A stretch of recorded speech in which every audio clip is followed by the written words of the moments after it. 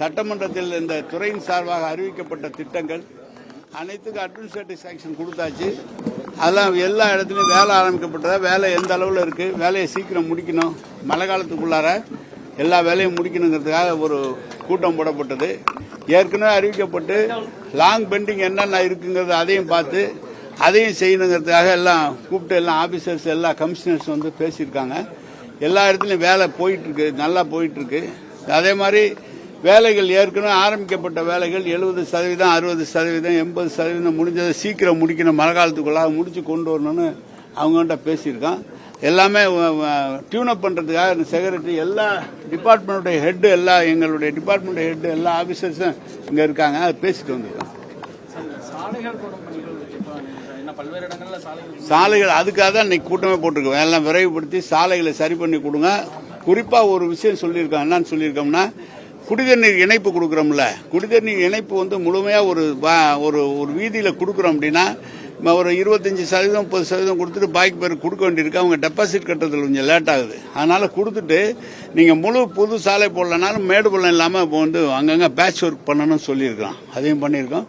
பாதாள சாக்கடை திட்டம் ஆரம்பிக்கப்பட்டு நீண்ட காலம் பெண்டிங் இருக்கிறதெல்லாம் ரெவியூ பண்ணி எதனால் அது நிற்குது அப்படின்னு குடிநீர் திட்டமும் அங்கே பாதாள முடிய ரோடு போட்டுருணும் அப்படின்னு சொல்லியிருக்கோம். இன்னொன்று என்னன்னா, நம்ம சென்னை மாநகராட்சி உள்ளிட்ட பல பகுதிகளில் இப்போ மழைநீர் அங்கங்கே எங்கேயாவது தேங்குது இல்லை, அந்த சாலைகளில் நீங்கள் வந்து முதல்ல வெட் மிக்ஸ் போட்டு மழைநீர் தேங்காத அளவுக்கு போட்டுட்டு தார் போடுறது மழை முடிஞ்ச உடனே போடுங்க, அதுக்கு முன்னால் வெட் மிக்ஸ் போட்டு முடிங்க அப்படின்னு சொல்லியிருக்கோம். அதை தான் தமிழ்நாடு முழுவதும் பண்ணியிருக்கோம்.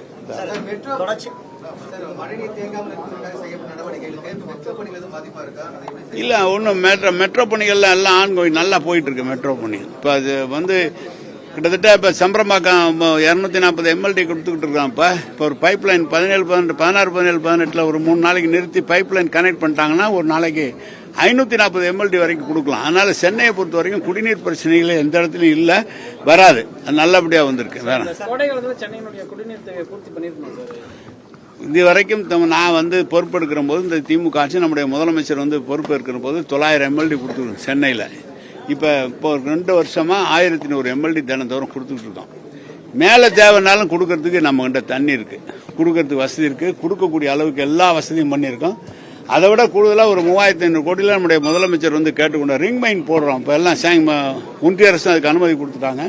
கிட்டத்தட்ட சென்னையை சுற்றி சுற்றுவட்ட சாலை மாதிரி ரிங் மைன் எல்லா இடத்துலையும் பைப் லைன் போட போறாங்க. இப்போ டெண்டர் விட போறாங்க. அதனால எந்த இடத்துல தண்ணி இல்லைனாலும் கொண்டு போய் சேர்க்கக்கூடிய வசதி பண்ணிட்டோம் சென்னையை பொறுத்த வரைக்கும். துறையினுடைய இல்லைங்க, ஒரு கோர்ட்டுக்கு போறாங்க, கோர்ட்டுக்கு போகும்போதே நீங்க வந்து முறைப்படி அனுமதி பெற்று போங்க அப்படின்னு சொல்றோம். ஏதாவது ஒரு சின்ன மிஸ்டேக்ஸ் லோக்கல்ல நீங்களா முடிவு பண்ணாதீங்க. துறையினுடைய செயலாளரை நல்லா கேட்டுட்டு ஏஐஜியை கேட்டுக்கிட்டு நீங்க போனுங்க. ஏன்னா போயிட்டு ஃபெயிலியர் ஆயிடக்கூடாதுங்கிறதா சொல்லிடுங்க. ஏன் அதுக்குள்ளே அது கேட்டாங்களா உங்களை காதுல?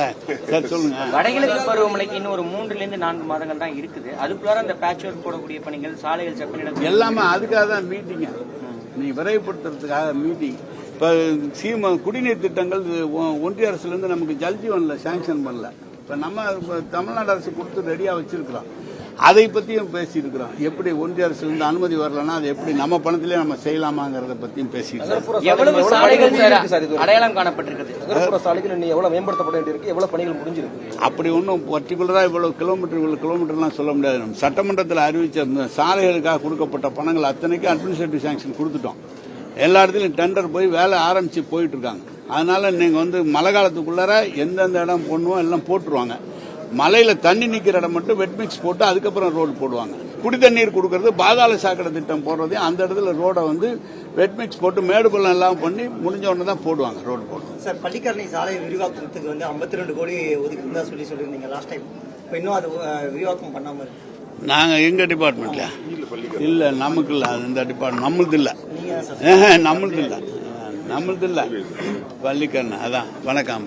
நகராட்சி நிர்வாகத்துறையில 2566 காலி பணியிடங்களுக்கு டிஎன்பிசி மூலமா ஆட்களை தேர்வு செய்யாம அண்ணா பல்கலை மூலமா தேர்வு செய்வது அன்புமணி குற்றச்சாட்டு வச்சிருக்காரு. அவர் நாங்கள் அண்ணா பல்கலைக்கழகம் மூலமாக பரீட்சை வச்சு தேர்ந்தெடுக்கப்பட்டு அவர்களுக்கு பணியாணை வழங்கும் போது நீதிமன்றத்தில் போய் தடையாணை பெற்று அது கொடுக்க முடியாமல் இருந்து உச்சநீதிமன்றம் இப்போ எங்களுக்கு கொடுக்க சொல்லி தடையாணை வருகிற இன்னும் ஒரு 10 நாட்களில் 10 நாட்களுக்காக மாண்பு முதலமைச்சர் அவர்கள் 2566 பேருக்கு பணி ஆணை வழங்குறோம். இதே மாதிரி டிஎன்பிஎஸ்சிலையும் எடுத்திருக்கோம்.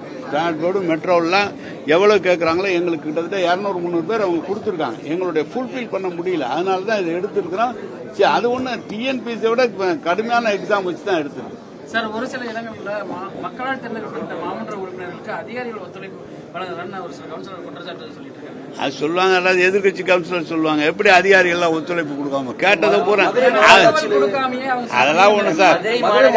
வரி வசூல் பண்றதுல முறைகேடு நடந்திருக்குது அப்படின்னு சொல்லி எதிர்கட்சி தலைவர் எடப்பாடி பழனிசாமி பல குற்றச்சாட்டுகளை வச்சு அவர் காலத்துல நடந்ததெல்லாம் சொன்னா நீங்க இன்னைக்கு சாயந்தரம் வரைக்கும் சொல்லுவாங்க. அதெல்லாம் ஒண்ணும் இல்லை, எல்லாமே முறைப்படி நடந்துகிட்டு இருக்கான். அதிகாரிகள் தேர்ந்தெடுக்கப்பட்ட பிரதிநிதிகள் அதிகாரிகளை கூப்பிட்டா அவங்களுக்கு மரியாதை கொடுத்து பண்றான். செய்ய முடியாத செய்யினா எந்த அதிகாரி செய்வாங்க? செய்ய முடியாதுல்ல. அது வணக்கம்.